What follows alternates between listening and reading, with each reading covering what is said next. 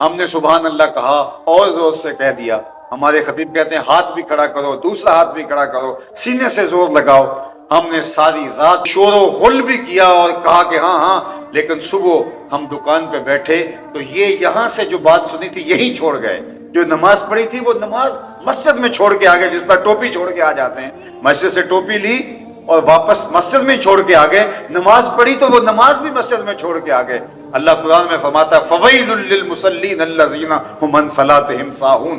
खराबी है उन नमाजियों के लिए जो अपनी नमाजों को भूल गए हैं।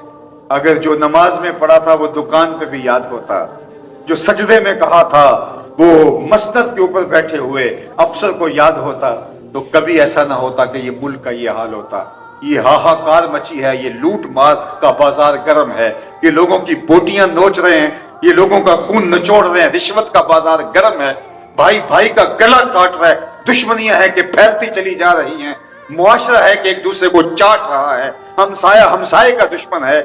आज अगर हम हुजूर के बताए हुए तरीके के मुताबिक अपनी जिंदगी को ढाल लें तो मैं कहता हूं, देखिए मुआशरे के अंदर जो नेकी है वो अमल से फैलती है, हम कौल से फैलाना चाहते हैं। ये बात ज़हन में रखिए।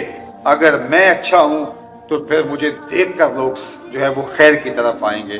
तो मेरे सामने जितने लोग मौजूद हैं, अभी आपसे पहले मैं पत्तों में था, एक दिन में 40 या 50 हजार लोगों से मैं मुखातबत करता हूं, तो मैं अपने आप से भी कहता हूं कि तुम्हें हक अदा करना चाहिए, और दोस्तों को भी कहता हूं कि मैं कोई ऐसी पॉपुलर जो है वो तकरीर करके आपको खुश करके सरशार करके चला जाऊं तो मैं अपने ज़मीर के ऊपर बोझ महसूस करूंगा, और मैं सिर्फ आपको राजी करूं और मैं आपको झंझोड़ करके उस अमल की तरफ तवज्जो ना दिलाऊं जिस मकसद के लिए अल्लाह के महबूब तशरीफ लाए थे।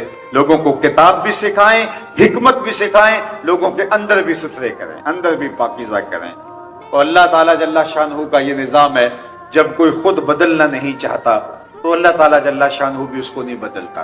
अल्लाह ताला ने आज तक उस कौम की हालत नहीं बदली जो खुद बदलना ना चाहे। जो खुद बदलना चाहे अल्लाह उनके लिए असबाब पैदा कर देता है।